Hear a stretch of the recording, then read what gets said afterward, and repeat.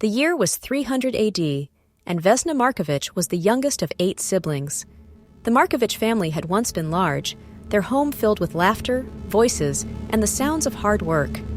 But time had taken its toll, carving away at their numbers like a scythe through wheat. Her eldest brother, Dragan, had married young and moved to a neighboring village, where he became a respected blacksmith. His letters arrived less and less frequently, and Vesna suspected he had long since let go of his ties to the farm. Malika, the eldest sister, had also married and left, though her fate was a crueler one. Her husband, a merchant, had been killed by raiders while traveling, leaving her a widow with 2 small children to feed. Vesna had not seen her in years. Another brother, Petar, had been taken as a soldier, called to fight in a conflict between rival warlords. He never returned. His name became one spoken in hushed voices around the fire, as if saying it too loudly might bring misfortune. Stephen, the 4th-born son, had not even lived to see manhood. He had been just 12 when sickness took him, a fever that had also nearly claimed Vesna herself. Of her sisters, Annika had married a miller's son and still lived within a day's travel. She was the only one who occasionally visited, bringing bread and news from the village. Jelka, the most beautiful of them all, had been betrothed to a nobleman's servant. But on the eve of her wedding, she had disappeared. Some said she had run away to avoid the marriage. Others whispered darker rumors, that something had taken her in the night. That left only Vesna, her older brother Marko, and her sister Katerina, the last keepers of the family farm. Marko, the eldest still at home, was a man of quiet strength, hardened by the weight of responsibility.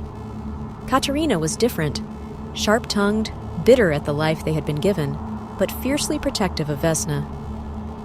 Though she was the youngest, Vesna had always felt like she was waiting for something, for a life beyond the farm, beyond the routine of tending animals and harvesting grain, beyond the silent grief that clung to their home. She had always been different from her siblings, a smooth talker, quick-witted, and unafraid to take what she wanted. Rumors had begun to spread like a sickness, carried from village to village by wary travelers and fearful merchants. They spoke of a curse creeping across the land, a shadow that moved unseen, leaving ruin in its wake. Some dismissed it as mere superstition, while others swore upon their ancestors that something unnatural was at work. Dark omens had been seen, signs that the world itself recoiled in warning. Not long ago, the moon had risen, swollen and red as though stained with blood. The elders whispered that it was a warning from the heavens, a sign that dark forces stirred beneath the soil. It had lingered in the sky longer than it should have, bathing the fields in an eerie crimson glow. The night had been unnaturally silent, the usual chorus of crickets and owls absent, as if even nature had held its breath. Gravediggers in distant villages told of bodies shifting in their graves, of earth disturbed as though something had clawed its way free. Some claimed to have seen shrouded figures standing at crossroads before vanishing into the fog. In one village, a recently buried man was found sitting outside his own home at dawn, his mouth open in a silent scream, his body cold as stone. A small river that ran through several villages had turned black as ink, its waters thick and choked with ash. No storm had come, no fire had swept the land, and yet the river remained tainted. Those who drank from it grew sick, their skin turning pale, their eyes sunken, as if something had drained the life from them. Farmers spoke of livestock being found drained of blood, their bodies untouched except for 2 small wounds at the throat. It started with sheep, then goats, then even horses. The people had first blamed wolves, but no tracks were ever found, and no beast would drink blood instead of tearing flesh. The only creatures that remained well-fed were the crows, which gathered in unnatural numbers, watching from rooftops and trees, their black eyes gleaming with something almost human. In a village to the east, there had been a night where the sun never rose. The darkness had stretched on and on, fear gripping the people's hearts, until, at last, dawn broke, hours later than it should have. The children of that village no longer laughed. Some would not speak at all. The whispers had reached Vesna's village now, carried on uneasy tongues. People were afraid. They prayed to the old gods, offering food and wine at their shrines, hoping to appease whatever unseen force was stretching its fingers across the land. Vesna herself had never been one to put much faith in legends, but even she could not ignore the weight in the air, as if something was watching, waiting. It began with a scream, a terrible, ragged sound that tore through the stillness of dawn, sending shivers down the spines of those who heard it. The village stirred as doors creaked open, cautious eyes peering into the pale morning light. At the edge of the fields, the body of Jovan the miller was found, or what was left of him.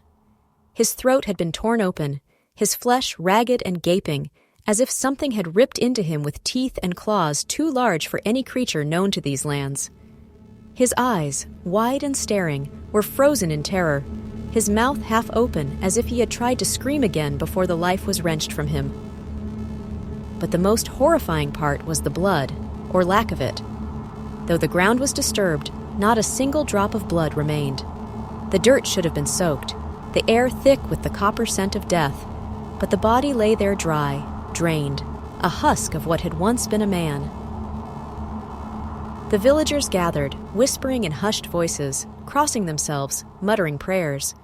Someone suggested wolves, but there were no tracks. Someone else suggested bandits, but why would they leave the body in such a state? The elders paled, their wrinkled hands tightening around wooden prayer beads. They had seen this kind of death before, long ago, in the time of their fathers' fathers. Vesna stood at the back of the crowd, her green eyes locked onto the corpse. A sickness curled in her stomach. This was no ordinary death. No man, no beast could do something like this. Marco and Katerina arrived, their faces grim as they took in the sight. "What did this?" Marco muttered, his fists clenched. "No wolf, no man," someone whispered. Vesna felt the weight of the moment settle deep in her bones. The omens had been warnings, and now death had arrived. The night was colder than usual, a sharp wind whispering through the stalks of grain as Vesna worked alone in the fields. The moon hung low, casting silver light over the land, but the warmth of the day had long faded, leaving the earth hard beneath her feet.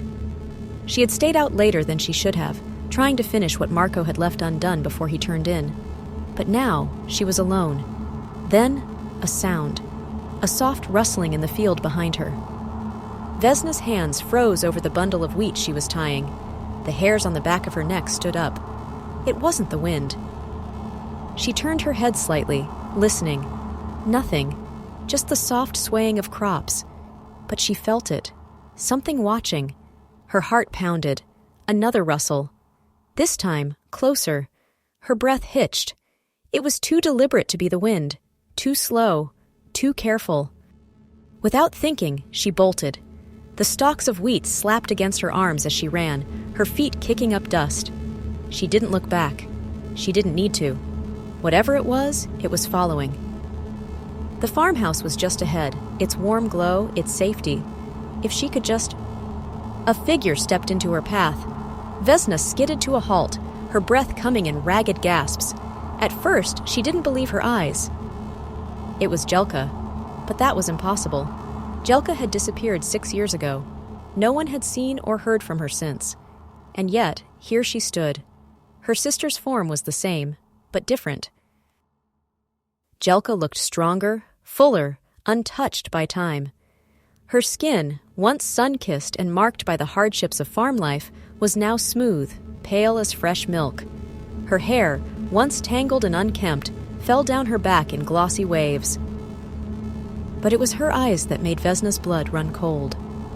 They were darker than she remembered, like deep, endless wells, gleaming with something unnatural, something hungry. "Vesna," Jelka spoke at last, her voice smooth, honeyed. "You've grown." Vesna's breath shuddered in her chest. Her sister smiled, but there was something wrong with it. The warmth, the familiarity, it wasn't there. This wasn't the Jelka she remembered.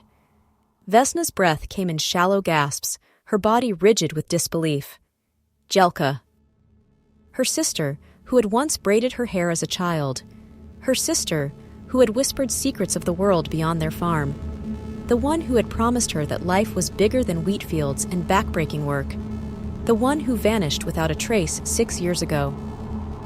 And now she was here. "I don't understand," Vesna whispered, her voice barely carrying over the wind. "Where have you been?" "Everywhere."